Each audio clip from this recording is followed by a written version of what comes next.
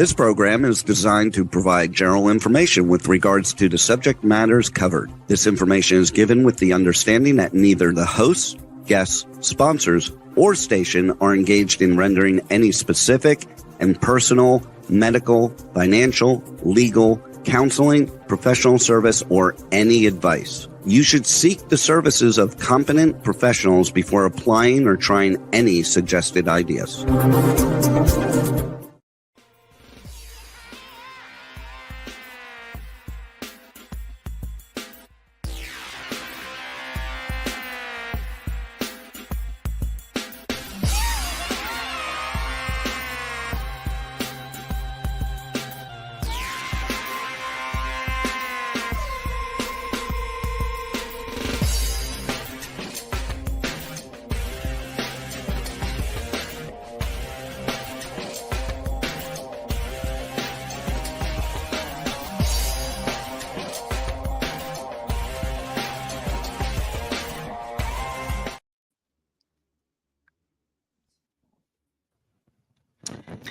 Hey there, it's Brian Sebastian, movie reviews and more. Yes, I'm in a new location. Yes, I'm back in Los Angeles just for a couple more dates. Actually, I'm leaving tomorrow. Here we are. It's Giving Tuesday. First of all, we're going to start with that. There's been a bunch of catastrophes in our friends in northern North Carolina. So Roger from Unforgettable Fire may be chiming in just to tell us what's going on there, because he is in little Switzerland there. He got wiped out, that town where he is. And if you know who he is, he's one of our sponsors, and he has the wood stove, so he'll be able to help donate with a lot of things like that. So when he calls in, it's going to be audio because they don't have any internet, so we may only have him for 3 or 5 minutes, but he wanted to come out and make sure to talk to everybody, just to let everybody really know what's going on, because he's helping the National Guard. With that, I've been looking forward to this show because this is show number 116, live shows in a row, season 4, number 46. And just a couple more weeks, we will be 52 weeks straight live again as usual. And again, anytime there's any catastrophes, please feel free to donate to people. They need the help. There's a lot of things going on cross country because, he's trying to call in right now, matter of fact. So with that, we've got the queen of metaverse here. Beverly, I love what she does. It's always about VR. We got Something Divine because this is another great movie. I don't know how Nicole keeps finding these things, but they're great movies. We got Thomas Raghunath. So from Houston, Texas, we got Chef Rachel Roberts. Terri will be joining in 5 minutes. From Nashville, Tennessee, we have Dapper Howard Wiggins. And his sound may be going in and out. My sound may be going in and out. So I'm not going to talk a lot. I'm going to take this away. And I got to start with Something Divine because whatever's happening, we need Something Divine. Something Divine always works. It's a great title. This movie's coming out pretty soon. I'm going to have Thomas. I'm going to start with you. Let's talk about this. How did this movie get going? Why is it special? And that stranger to the left, to the right, in another room, we're going to let him talk about something because I used to listen to them all the time. I never knew I was going to meet this young guy. And he looks really, really good. So as one ex-monk to one Brutus, you can't go wrong. So Thomas, take it away first, and then we're going to Raghunath, and then we're going to go to Beverly. Go ahead. Well, actually, the film is out today. Came out today on EO Flix. The idea of the movie actually really stemmed, I guess, from going to India with Raghunath. And I've been in India with him now 7 times since 2017. And actually, my partner at the time, when she came home from pilgrimage in 2016, I really didn't know about Raghu's past. I only knew him as a yoga teacher. And then she started describing pilgrimage to me and about hardcore fans going on the trip and participating in the pilgrimage. And she goes, "Did you know he had this band Youth Today?" And I was like, "No," because I was already married with children by the time that happened. So I was long out of the punk scene. But I knew about Shelter from MTV. And when she told me about this, I looked them up and I was like, this is really fascinating. How come nobody's ever made a movie about this? Yep. And that was in 2016. I forgot about it for a couple of years. I got involved in film.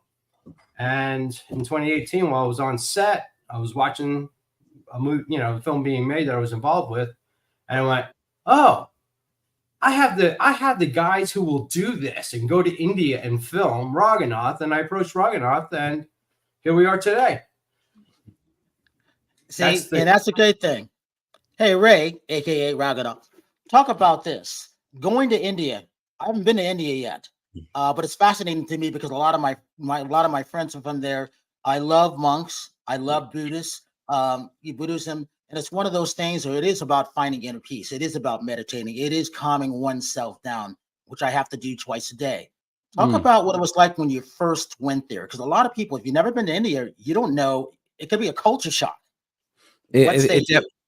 Thank you. Yeah, it definitely was a culture shock. I went in 1988 when I was 22 years old. I was at the sort of the top of my game with my band. And we were, it was a unique type of band. We were straight edge. We didn't drink. We didn't smoke. We were vegetarians. We were into clean living. I was inspired by Eastern thought and yoga, which really wasn't popular in the 80s. It was sort of more of a underground thing. But I got inspired by the really broad understanding of spirituality that is taught in the East. And so when my father left this world, when I was 22 years old, I decided to quit my band and just go on a God search. It was India pre-internet, India pre-cell phones, India cell phones, internet. I went there without a credit card. That's how we traveled, And so it was almost like go into a different world back then. The world was not as homogenized as it is now. And so you really feel like I am away from everybody. No one knows where I am. But I stumbled upon these monks, and I wanted to understand, how can there be something stable in an ever-changing, crumbling world? How can I find something solid in a temporary place? And that was sort of my quest. And I really wasn't expecting, I'm a New Yorker, so I'm sort of a little cynical.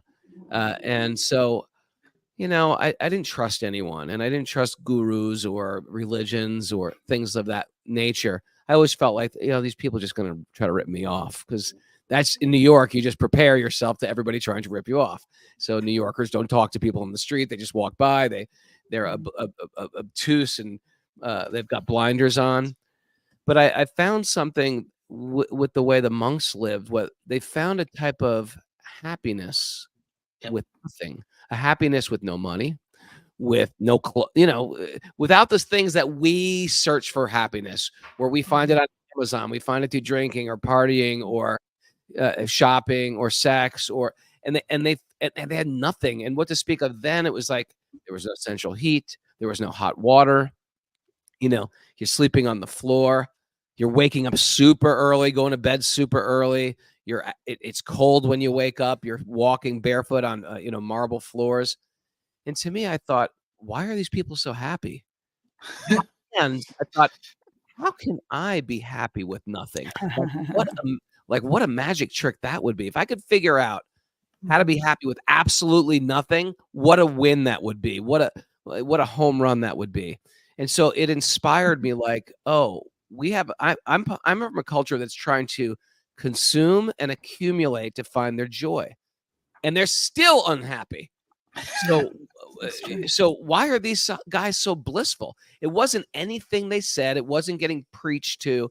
It was just seeing the way they lived, and I was very, very impressed, and I wanted what they had. That's how I started Buddhism.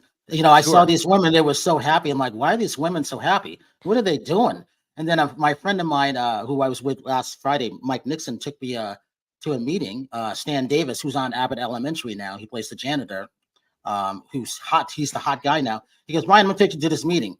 I'm like, why? I don't need to go to a meeting. No, you're gonna like it. You're gonna chant wherever you want. I'm like, why? Okay. So I did everything except walk barefoot. But barefoot's hard. It is hard, because it took me 16 years to believe in world peace. 16 years. And now I believe in that. So when I wake up, my job is to make sure that my co-hosts, my friends, all those people that I'm helping cross country, I'm in service to them. And that's hard to explain to a lot of people. with all the stuff that we're doing, which is why I'm in different locations. But I also know what it's like to have something, lose it, get it back, lose it again. And now we have 76 million views and counting. And Wow. my friends that I'm close with are doing well because I chant for their happiness every day, their happiness. Even the ones that may not like us or may be jealous and envious us. And that's why I like this movie, because it's like something divine. What a great title. And you can't go wrong with that, but continue, because it's hard to bring that into a band because not everybody will understand that. And then they start looking at you very strange. Well, the weird twist of my life was I gave up the music and I just lived a more cloistered life. But the more I studied a lot of these teachings from the East, especially the Bhagavad Gita, it recommends that you don't give up what you're good at.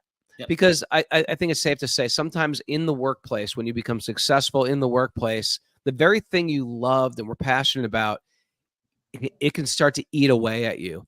And you get caught up in competition, into envy, into backbiting, into profit, into distinction, into adoration. And all those things which seem great can make you miserable. And I found like that was what I did. I had to unplug from that. But the more I got into the Gita was saying, no. You're just doing it with the wrong frame of mind. You need to tweak your intention. And then I restarted a band. Now, this was maybe the first time in the history of rock and roll, but I restarted a band that was with other monks and celibate, and we were touring the world. And we became bigger than the first band. We got a hit record in Brazil. We're all over MTV in the 90s. And played Warped Tour, and it was just like we were just like another 90s band, but we were all monks. So it was a really peculiar situation, and but it was very powerful. I felt very empowered from it. And in the film, Tom was just sort of like doing the math when we first met, because at that point I'd really sort of given up music for the most part. And I'm just touring the world again, but now as a yoga teacher and teaching how to put this, not just the physical practice, but how to put this spiritual intention in your life. And that's how I met Tom. And Tom came to India with me after his wife had a positive experience.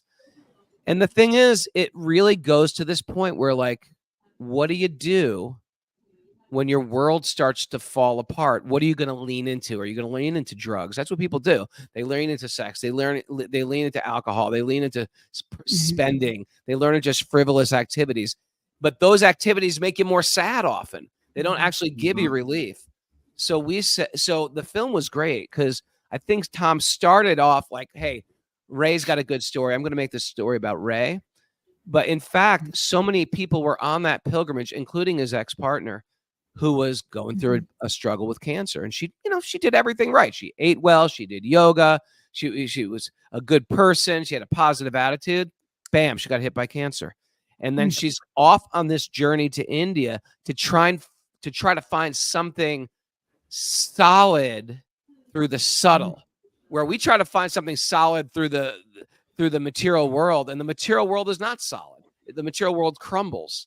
And so it was a bunch of people their lives were like crumbling in certain ways, and they're leaning into spirit. And I feel like Tom really captured it as a director. His cinematography was like right on.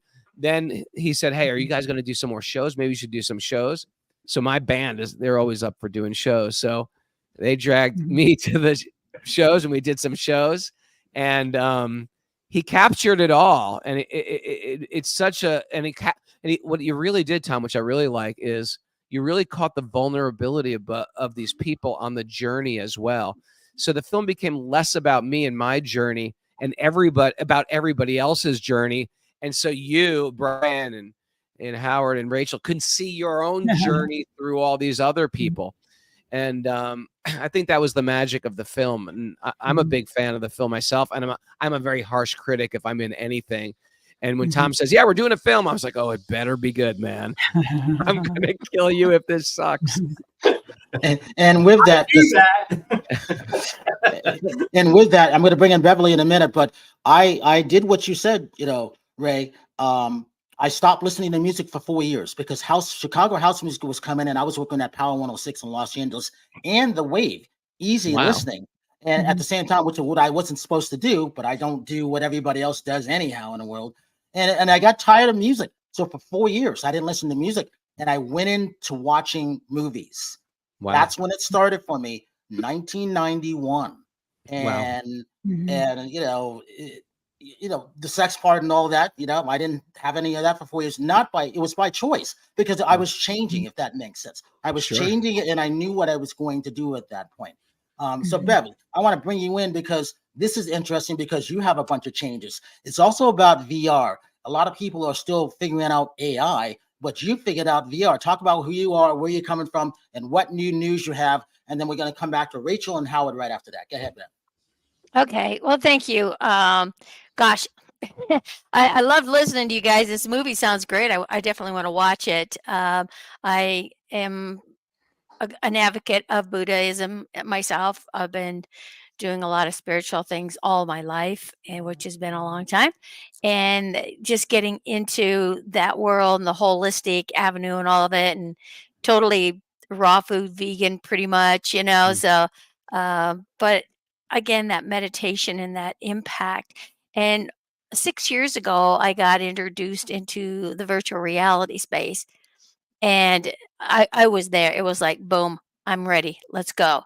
And the reason why that happened is I was looking for an opportunity to put butts in the seats, because I was traveling around doing a lot of workshops, and my workshop was all on alternative medicine, psychic stuff. I taught psychic surgery, I taught meditation, you name it, anything that had to do spiritual, holistic, I was there. And then that came to a halt. And when online courses came around, I was like, oh my God, I got to figure out a way to go, because I was on the road all the time, just going. And then when I saw that, it was an opportunity that just really lit a fire. The technology 6 years ago is not the technology we have today. And it's coming up on a year now when everything started to really change and empower and grow over the last like 8-9 months. We are now accessible on a cell phone, any of your smartphones, Mac computers, because Mac didn't believe in virtual reality, and so they didn't want to have anything to do with it until this year. PCs, and even a tablet. So that's made everything so much easier accessible just by a URL. It's what we call Web 0.3. And Web 2 is going bye-bye. So actually behind me is a scene in an office space where there's 3 of our avatars in there, and we're having some discussions and things. Our main focus is education, and then business. But we also do entertainment. And we actually have movie producers who are coming in here and have spaces, teach, how to make documentaries and things like that. So that's pretty exciting. But I tell you, it's just something that has always been near and dear to my heart. And like I was telling Brian just prior to the show, we have so many new things coming right now where we've got some big artists that we're looking at, hip hop and rap, and I mean even country. It doesn't matter what kind of music it is. So hey, Reg, you never know. We just might get you in the metaverse, right? With your group. I think that would be totally fantastic. So all of these different things are happening, and we have a winery, that's exploding in here. We've got what we call Honor Ridge, which is all about the veterans. So we have a space for the veterans to come and to interact and be able to communicate, especially with other military that have had boots on the ground, so they have something in common to talk about.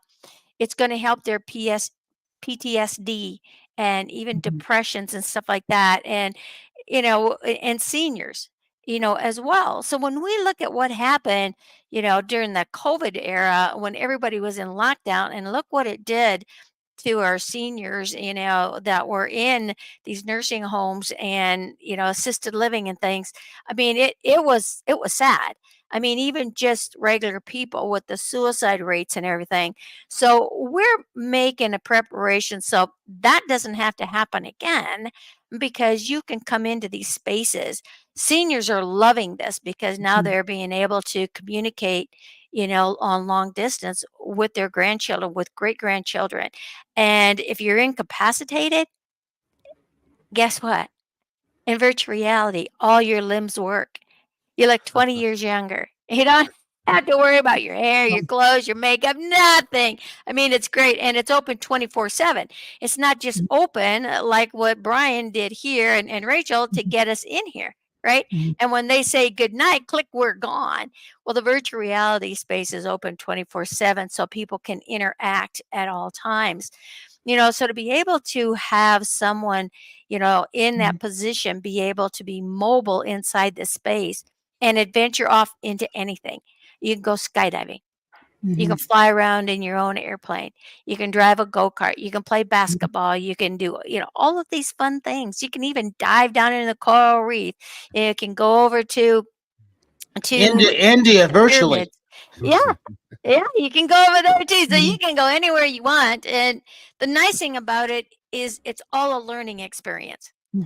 So the educational part of it, and we're working in university, so and bringing not only just universities but children into these spaces as well, and giving them a space where they're living to be able to interact and have that connectedness again. So if they take a break and they have what back in the day we called it recess, I don't know what they call it these days, but it's so fun because now they can go and play on the basketball course, take that break, or they can, run a relay. They can do all kinds of things in there. They can climb a mountain and then be back in the space again for the next segment of their learning.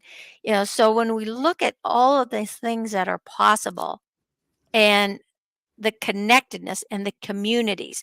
So we're building huge, massive communities in here of like-minded people who want to work together. So we talk about affiliating, marketing. And so when people can be vetted and make it a safe zone, and that's why the networking come in. And oh man, living in Vegas for several years, you talk about the capital of networking. That was before we were in the locations of these little squares now. And it was amazing because there were so many people that were coming in and out of there. So you didn't know, somebody would say, okay, I'm going to fix your house, go out and give you the money to buy all the stuff and then disappear. I'm going to interrupt you for a minute because Sure. Roger's on the phone and I don't know how much time he has. Hey, Roger, are you there? Grab Can you him. hear us? Roger, are you there? Hello? Can you Hey, hear me? hey, go ahead, I can hear you. Tell us what's going on. How are you? I'm good. How are you right now?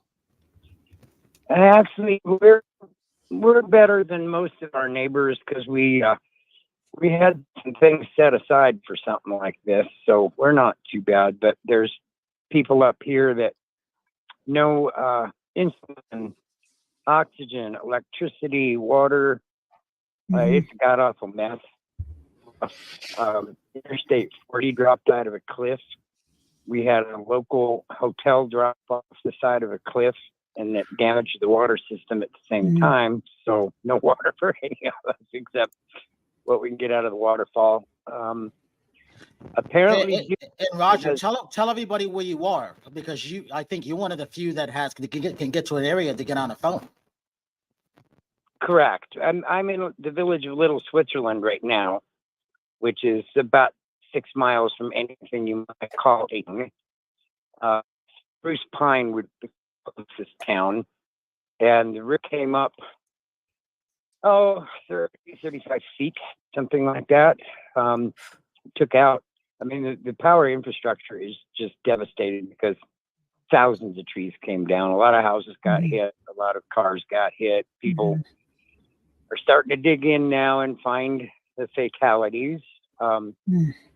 We've seen footage of houses going down the river in them, and firefighters with Zodiacs coming down the river and getting these people out of these houses as they were floating down the river. It's just in saying the town of Irwin, Tennessee no longer exists. There's nothing there. Wow. The town of Chimney Rock, North Carolina does not exist. There's nothing there. And it used to be such a beautiful little location. There was a lot of motorcyclists go riding up there, and there was a biker hotel and whatnot. It's all gone. I mean, the whole kit kat caboodle is gone. So it's bad. One thing that we want to get the word out to people.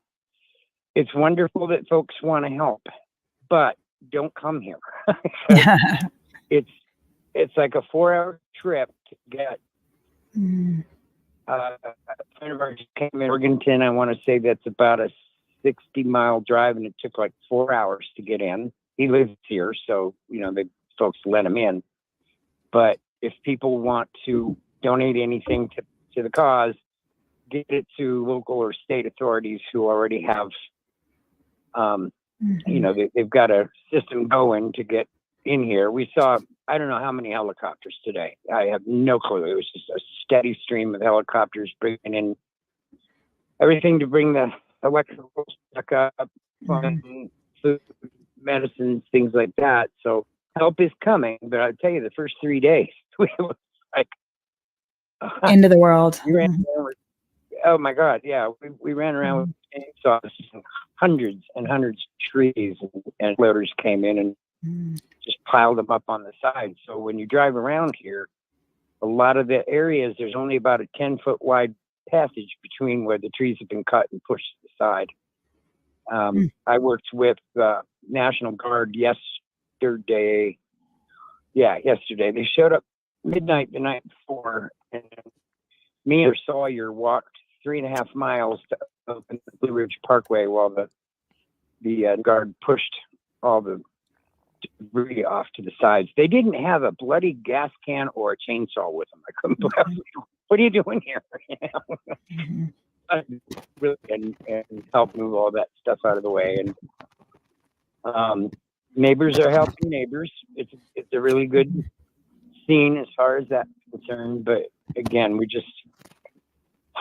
don't need any more confusion. So people, please do not come up the hill. It's just a mess up here, and it's dangerous too. There's roads are compromised, a lot of rock and mud slides, trees across roads, power lines down everywhere you look. It's like a nuclear bomb went off. Hey, Roger, I know you can't see us because you don't have an internet, but there's a couple other people on the show. Howard Wiggins from Nashville, Tennessee. Chef Rachel Roberts from Houston, Texas. She knows about weather, going through that stuff. Beverly is here. Thomas and Ray, they're also here for the movie called Something Divine. So we were talking about that. So if I don't know how much longer we have you for, but if they wanted to ask a question, go for it. Yes, yeah, anything. I'm in Houston, so we just experienced the barrel which came right over us, and nobody in the city was expecting it, and I can being in Houston, I can definitely understand what you guys are going through. It felt like the end of the world. We weren't expecting a direct hit, and then it went straight over us. And so, nobody did all those things that they said to do, like get gas and, make sure you have cash. And because when the city is shut down like that, because like you said, all the trees are down, you just lose everything, and you can't order a pizza. There's no places open. You can't go to the grocery store. You can't get ice. Your refrigerator, everything goes out. And so, Roger, tell us, how do we, is there a way to, where are you on the internet? Because I know at the time, people like us in other places, we want to help. So how do we reach out to you? What are your social medias so we can help you? Well, thank you. Unforgettable Fire. Okay. Unforgettablepire.com is a website. We happen to be a website over there, which is one reason why I'm ahead of the curve. My neighbors are concerned. We've been able to cook our food on the stove. We've been cooking meals for my dogs because we ran out of food. They little buggers. So you can look up Kimberly Wood Stove on YouTube. There's ways to access us there. I really don't do a lot of social media myself because Okay. there's just too much of it. I get really weird things coming across. Well, I kind of I hide away a was, little bit, but I'll tell you, I was moved at the time because you know that period, the day that comes where the news tells you, and you can't even get it on the TV, but you get it on your like cell phone, maybe, is that today is the day that you got to throw everything out in the fridge. There was somebody out there in Houston that had it in his head to pick up go around to the neighbors and say, don't throw your food out, give it to me. We have a guy that can smoke all the your food, and then we're going to redistribute it out to the people in need and make brisket and tacos. And I felt so moved that at the time I smoked a brisket. I had no power inside. It was so hot, Texas hot, 115 degrees feels like outside. Yep. And I smoked a brisket and I brought it out to the policeman, and I've never felt so good and happy in my entire life. Actually, I'd love to make a shout out here. Go for it, Roger. We have what's called the Switzerland Inn is under new management. It's just purchased this last year. So we have, new neighbors, so to speak. It's a beautiful location, by the way.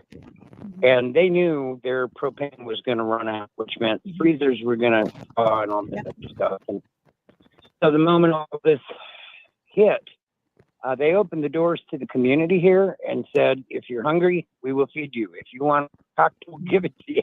And, they gave rooms to people whose houses had been cut in half. No charge to anybody for anything. They're really, really sweet and supportive in the community here, and they deserve a shout out. Unfortunately, that is all now. It's all gone. I mean, they're not left in it. Then there was another location, the Little Switzerland Cafe, did the same thing. So again, it's about coming together, and that's a really great thing. I'm just sorry that it takes a disaster sometimes. It's big to get out there, and it's like, we need to take better care of each other all the time. So shout out to those who have really been helping here. I understand THNC, Down Home, North Carolina, I think it is, NGO is bringing stuff up. We've heard, I haven't been able to open a single video or photograph. I'm surprised I can even do this long with a phone call, to be honest with you. But we've heard from people around the country that have been texting and saying that they saw like a caravan of trucks a mile long coming into this area. Asheville is probably a god-awful mess. There's people down there that like to do stupid things. A convoy of trucks loaded with supplies pulled to a truck stop last night to get some sleep. Woke up with their tires all slashed and people trying to get the back doors open. And we're glad to not be down here on the top of the mountain, and we don't get too much stuff like that. This is the period of time. The freezers are empty, the shelves are here, and this is when people need to really be getting stuff into everybody. So I'm glad he have heard all the helicopters, the airplanes, the heavy trucks moving around. The things are coming in, and people can check out. They don't need any monkey business. And Roger, I'm going to give you a call tomorrow just to check in on you as usual. Thank you for that, because you're starting to go in and out. So again, I will end with something later on, and I'll make sure I'll type your social media links in, even though you're not getting email. Okay. All right, buddy. Thank you, so guys. All take care. God bless. No problem. So Yeah, that was God bless. That was our friend Roger Leonard. He's created environmentally friendly, sustainable stoves, and they sell like hotcakes. And what he's going to do, he's going to donate a couple of those to people around where he is in that area now. But he comes on the show a lot, and he also plays in the band. So he would have loved to hear from you guys, Thomas and Ray. When it comes to this, again, having that title, Something Divine, talking about meditation, and when you lose everything, when people have no place to go, again, this is something perfect, because it kind of leads into things. It doesn't matter what you have, it's what you've lost. And Roger's one of the few that has something there. So he's been out helping everybody else because they've all lost something. And that's why he wanted to come on the show and talk about this. So wait, go ahead. I think it's pretty poignant in such a devastation that's happening right under our nose. But the converse is also true, that sometimes when there's great fortune, great success, great pomp, and great excitement about life, sometimes good karma or good fortune can also ruin your life. And I've seen it happen with people who've, tripped into fame or tripped into wealth or tripped into some type of public validation, that it actually can wreak havoc on their healthy, peaceful life as well. So it's both sides of the coin have their problems. Devastation from loss can certainly wreck your life, and good fortune can wreck your life. And this word we hear a lot in the yoga community is samadhi, which is where we get this English word same or sameness. Can I be steady? Can I be focused? Can I be right in the middle, no matter what of the changing seasons happen within my life? And of course, like this flood and this hurricane is devastating. And but I'm sure it's safe to say all of us have maybe lost a friend to good fortune as well, where they just get consumed by ego and they just become a different person, and it ruins their stability in life, and they lose connection with themselves. So yeah, we're in a precarious situation just in this world as it is. And you never know what sinkhole or glue trap is right in front of you while you're walking straight ahead. That's true, Ray. Yeah. And, it's a sad situation. And I mean, I've got friends all over that Tennessee and part of the Kentucky and Nashville area and down into even Asheville. And it's wow, the devastation is tremendous. And to be able to, I mean, when disaster hits, it's amazing how people just come together. And it's like, why can't that just always be that way? I know growing up in the Midwest back in the late 40s and 50s and 60s, it was that way. Everybody was that way. When someone had a tragedy happen, the whole communities were all right there. And after leaving that Midwest and going out into the big cities and stuff, it was so foreign to me. And you had to trust when you gave your word, that was it. Well, it's not that way in a lot of places anymore, right? And then it's unfortunate, but it's a beautiful thing to see communities come together and just try to work with. And this is kind of where I guess I've always had that in the heart area, is to bringing communities back together, working together in every aspect of life, because there's an abundance for everyone. And when you're working together for the greatness good of all of humanity, then everybody wins. And so that's kind of where I'm looking, with this area of my life right now, is to really make that happen and make an impact. So,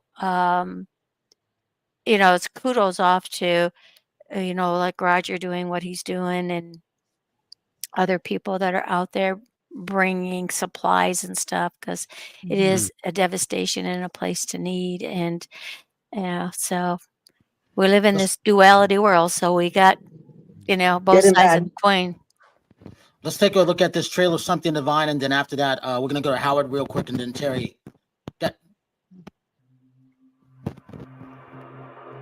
Nardam Sudehi Me.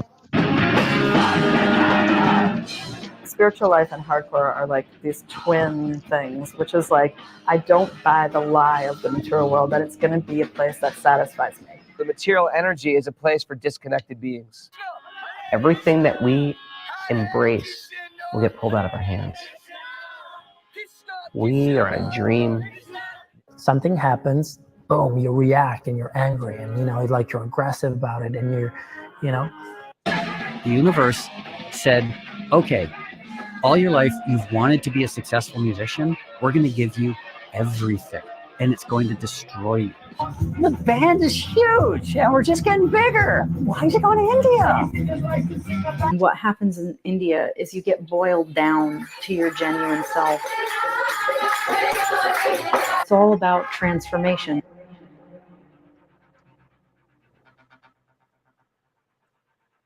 Transformation.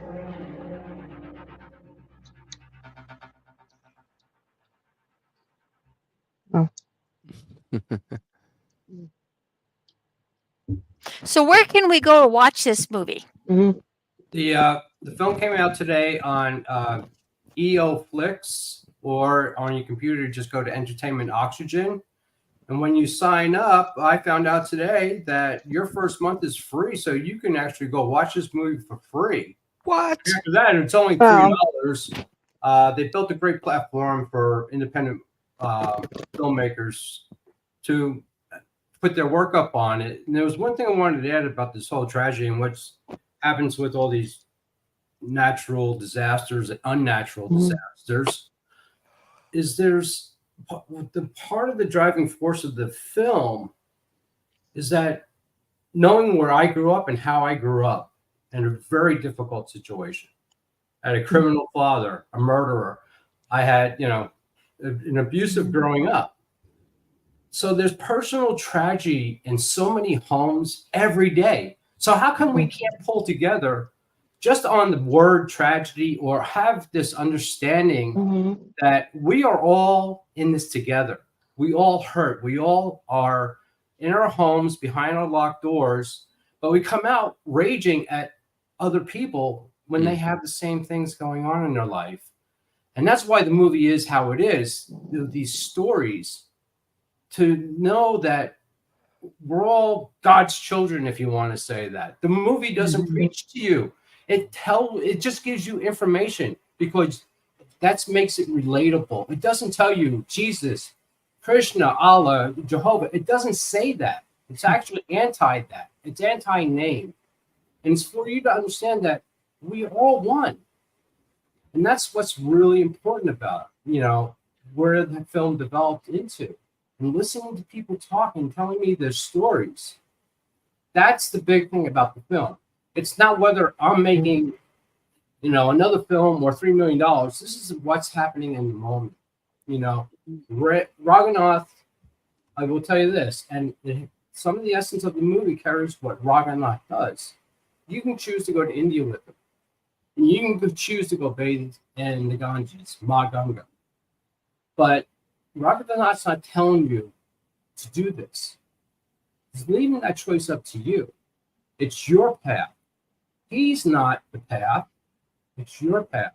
And that's one of the things that Raghunath does that actually attracted me to, like, this is my path. He's, you know, not a guru or anything. It's actually, I'm my guru. And that's what it ended up really kind of conveying. And it'll lead you to the water, but it's up to you if you want to drink it however you want. He doesn't tell you. And that's the beauty of it. That is the beauty of it. And with that beauty going into happiness, Howard, we got a couple minutes left. Tell them who you are, where you're coming from, and what you're wearing. It's most important. We don't have any sound on you, Howard. How'd that happen? Terri, tell them who you are. Howard, come in and come back out. Can you guys hear me? This is Terri okay. Marie. Okay, good. I've been with Brian for over 10 years, doing red carpet events. Fitness competitor, artist, actress, and then I'm in the world of orthopedics. I joined a little bit late. I need some prayers, guys. My mom just entered the hospital, got taken to the ambulance about 40 minutes ago because she's got fluid on her lungs again. She's got congestive heart failure. So she just got out of the hospital. She's with a mild heart attack. So I'm a little freaked out right now. So I need everybody's prayers out in the world. So, but, I'm blessed. I'm blessed to be here. And I thank God every day. And really enjoy what I do. And yeah, this is just part of life. But yeah, if everybody can just say a prayer that my mom will, make it through this tonight. Hey, Beverly, give your social media links for everybody and how to reach out to you. You can find Beverly Zemet all over social media, Facebook, LinkedIn. My LinkedIn stuff's running across the thing down here. One of the best ways to reach out to me too is also on my website, which is Beyond XR Studios, beyondxrstudios.com.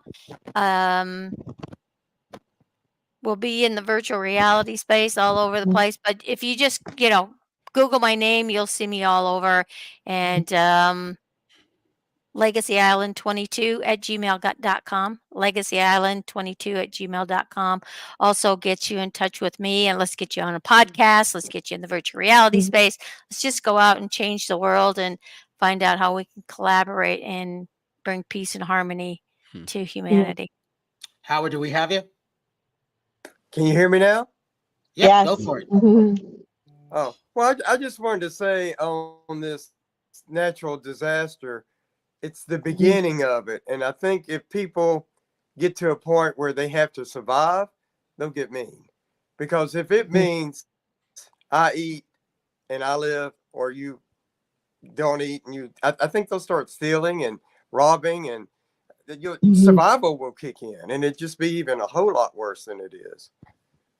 Don't you think? And Howard's he's always a happy guy. So for him to say that, that's interesting. Living in Brentwood, Tennessee. Yeah. I just know people drive on the road like they own it, and that's not even important. And it's like if it meant, well, like when COVID hit, everybody went to the grocery store, everybody bought hordes and hordes of toilet paper. Yeah. You didn't have to buy that much toilet paper, but your natural instinct is, I gotta have it. I want all I can have so I can survive with it. So I just think, the idea of sharing is fine in the beginning, but if it's where they don't have any water and they have to live or die, they'll do whatever it takes to survive. Period. So I would. Howard, Howard, give your social media links for everybody. Just Howard Wiggins Facebook, Howard Wiggins Interior Design. That's it. And then, of course, on movies, reviews, and more with Brian. I forgot to give mine, Brian. Oh, go ahead, Terry. Go ahead. Oh, I just didn't give mine. Sorry. It was nonstop. Terri Marie Nonstop on all platforms, and the TerriMarieOfficial.com. And I also have a friend that just lost their home in Florida. So it's been a rough week. So I'm up there with, dealing with the disaster stuff too. It's just heartbreaking. Thomas, social media links and why people should go on that website and watch Something Divine. Actually, if you just go to somethingdivinefilm.com, that has a trailer on it. It has a lot of the write-ups on it and some other photographs. I'll keep it simple, and my Instagram is at SSYY Productions. And Chef Rachel Roberts. You can watch me in the mornings. I have a little show called Coffee Talk. You can follow me on Facebook, Rachel Ann Roberts, or Instagram at Rachel Roberts Recipes.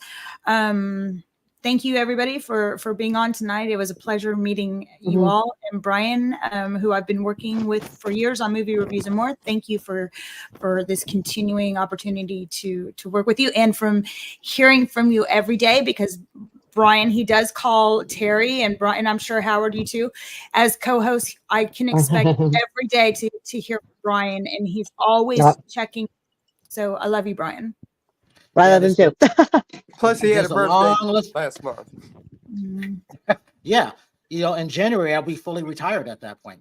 This is it, people. This is it. Raghunath, you get the last word. Sure. Inspiration, why people should watch this film, and what's coming up next for you. I'll start backwards. I leave in a couple weeks for India, taking a big group to India. And then from India, we take another group to Nepal. And it's all sort of infused with spiritual culture, singing, call and response chanting, and yoga. And it's sort of it's like sort of spiritual adventures. And if people are interested in things like that, they can go to my website, raghunath.yoga, RAGHUNATH.yoga, or Raghunath Yogi is my Instagram handle.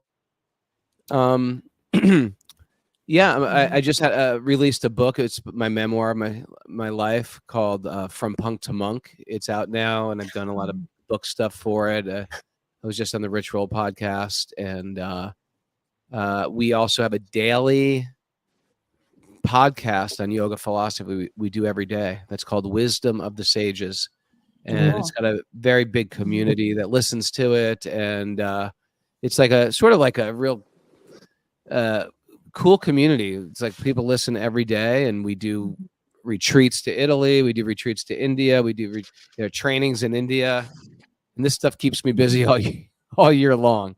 And we also have a farm where I live, where we have regular retreats. We actually, before I go to India, we're having 50 people over the farm for a retreat there as well.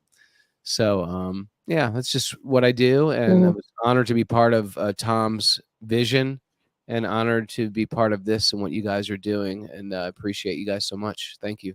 Yes. Incredible. And I want to thank everybody, because you just never know what's going to happen with shows. And this is the reason why I say what I say at the end of each show.